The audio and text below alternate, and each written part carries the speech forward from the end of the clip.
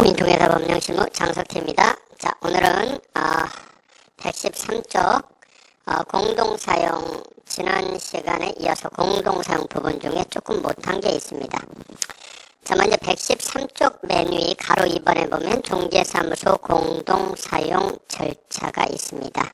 거기 동글배기 2번에 보시면 하나, 둘, 셋, 네 번째 줄 휴업 중이거나 업무정지 처분 중인 중개업자 사무소의 다른 중개업자가 중개사무소를 이전하거나 등록을 받아 사용할 수 있다. 또 휴업기간 또는 업무정지 기간이 종료되고 그 사무소를 함께 사용하면 중개사무소 공동사용이 된다 그랬습니다. 그런데 옛날에는 업무정지 처분 기간 중인 중개업자도 공동사용하기 하는 게 가능했습니다.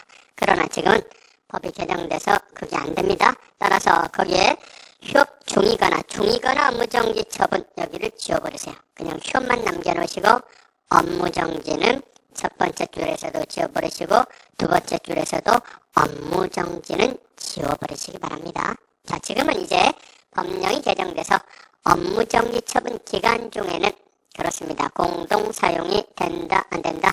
안 됩니다. 그 구체적인 내용이 그 밑에 가로 3번에 나와 있습니다. 거기 한번 보면 업무정지 기간 중에는 중개업자는 다음 방법으로 다른 업자와 중개사무소 공동사용할 수 없다. 첫 번째, 업무정지 중개업자가 다른 업자에게 사무소 공동사용을 위하여 승낙서를 써주는 방법.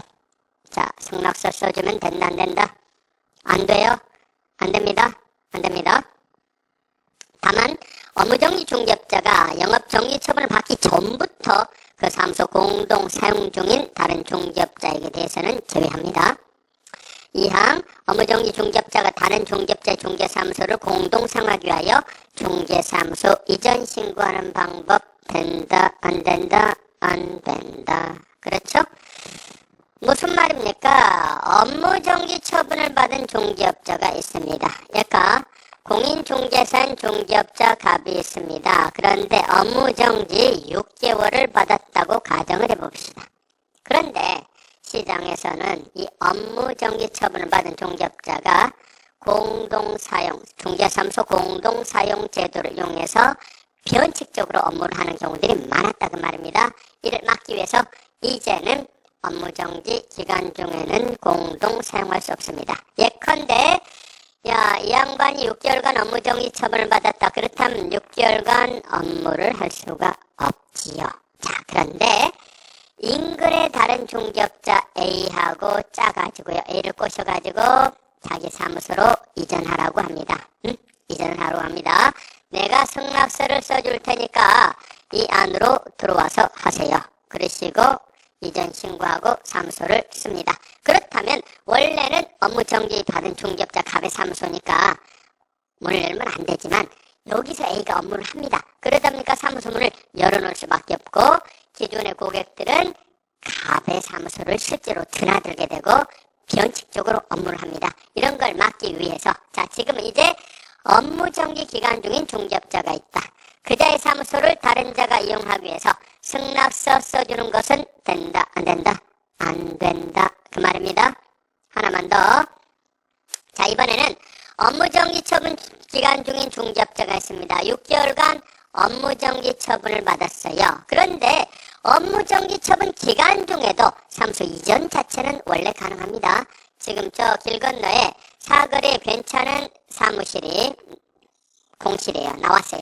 그래서 업무정지 기간 중에 사무소를 이전합니다. 떡볶이집 하던 데가 공실이 났다. 그래서 사무소를 이전한답니다. 이런 건 가능해요. 그러나 바로 옆집에 예를 들어서 공인중개사인 중개업자 을이라고 하는 자가 있다. 그런데 을의 사무소로 갑이 이전을 한답니다. 그러면 일단 을의 사무소니까 을은 업무를 해야 될 거 아니겠습니까? 문 엽니다. 그런데 실은 갑이 이전을 해서 거기 갑이 있으면 바로 옆집이니까 여기 일보러 왔다가 바로 옆에 갑이 있는 걸 알고는 실질적으로 업무를 하게 되는 결과를 가져옵니다. 이런 걸 막고자 합니다. 다시 결론만 업무정지 중개업자는요.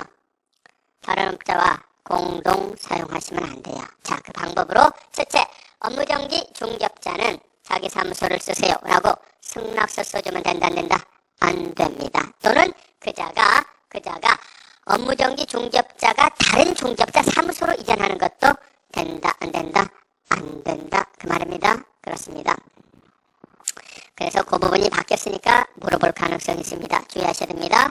이번에는 114쪽 관련 연습 문제 한번 풀어보도록 하겠습니다.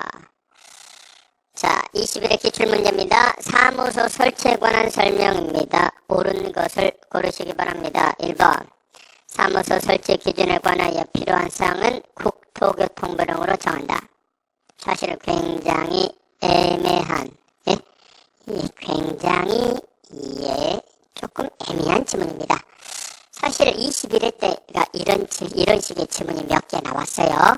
이렇게 잘 안 내거든요. 그런데 이걸 뭐로 정하는지 잘 모릅니다. 잘 모르면 다른 것과 비교 판단해서 정답을 확실하게 아는 것, 확실하게 알고 있는 것을 정답으로 고르시면 됩니다. 자, 일단 세모하시고 넘어가시면 돼요. 이게 국토교통부로 정하는지 대통령령으로 정하는지를 잘 모르겠다 그러시면은요, 세모하고 넘어갑니다. 자, 2번. 공인중개사인 중개업자도 책임자를 두면 분사무소를 설치할 수 있다. 분사무소는 누구만 된다? 법인만. 그렇죠? 공인중개사인 중개업자는 분사무소 설치할 수 없습니다. X. 3번. 중개업자는 허가를 받아 천막 등 임시중개시설물을 설치할 수 있다. 임시중개시설물 설치는 안 됩니다. X. 4번. 다른 법에 제한이 없다. 이때 법인인 중개업자는 종별이 다른 중개업자와 공동으로 중개사무소 사용할 수 있다. 종별 섞어서 공동 사용할 수 있다. 확실한 O입니다. 맞지요? 자, 따라서 1번은 확실한 O가 났으니까 X다 이렇게 판단하시면 되겠죠? 참고로 각종 기준은 대부분 대통령령으로 정하는 게 일반적입니다. 자, 1번 질문은 X예요. 대통령령으로 정합니다. 확실하게 많은 것은 몇 번? 4번입니다. 5번입니다. 법인인 중개업자 분사무소에는 1인 이상의 보존을 둬야 한다. 그런 말 없죠? 사용인, 지금은 고용인에 대해서는 숫자에 대해서는 단 한마디도 없습니다. 몇 명 이상 둬야 된다. 이런 말 없습니다. X. 자, 이번에는 114쪽으로 갑니다. 4절 사무소 명칭으로 넘어가 보도록 하겠습니다. 명칭도 시험에 잘 나오죠. 자, 중개업자입니다. 제가 명칭을 만들 겁니다. 이때는요, 멋진 명칭을 만들고 싶어. 좋아요. 당신 마음대로 하세요. 그러나 반드시 들어가야 되는 문자가 있습니다. 무슨 문자가 들어가야 됩니까? 공인중개사 사무소, 이 문자가 들어가야 합니다. 또는요, 무슨 문자가 들어가야 됩니까? 부동산 중개라는 문자가 들어가야 됩니다. 이 둘 중에 하나를 반드시 사용해야 합니다. 그렇죠? 둘 중에 하나를 반드시 사용해야 됩니다. 자, 그러나 부칙 6조 이항의 중개업자는 자격증이 없으니까 공인중개사 사무소 이런 문자를 쓸 수는 있다 없다? 없어요. 즉 부칙 6조 이항의 중개업자는 현실적으로 부동산 중개라는 문자를 쓸 수밖에 없는 겁니다. 만약에 중개업자가 명칭에다가 이 문자를 안 썼다. 100만 원이야 과태료입니다. 부칙 6조 이항의 중개업자가 공인중개사 사무소라고 썼다. 역시 100만 원 이하 과태료입니다. 자, 그러면 봅시다. 둘을 연습을 한번 해봅시다. 현대 부동산 중개 사무소입니다. 괜찮습니다. 들어갈 문자만 들어가시면 됩니다. 그렇죠? 자, 또는 코리아 부동산 공인중개사 사무소라고 해봅니다. 괜찮습니다. 그렇죠?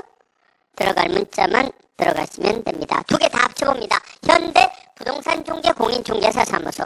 괜찮습니다. 그런데 애매하게 섞어봅니다. 뭐라고요? 한국 부동산 사무소. 요렇게 되는 건 안 되죠. 들어가려면 부동산 중개라는 문자가 풀로 들어가야 되거나 공인중개사 사무소라는 문자가 풀로 들어가야 합니다. 이처럼 중간을 잘라가지고 섞어놓는 건 안 됩니다. 자, 더 나아가서 이번에는 업자가 아닌 자입니다. 업자가 아닌 자는요,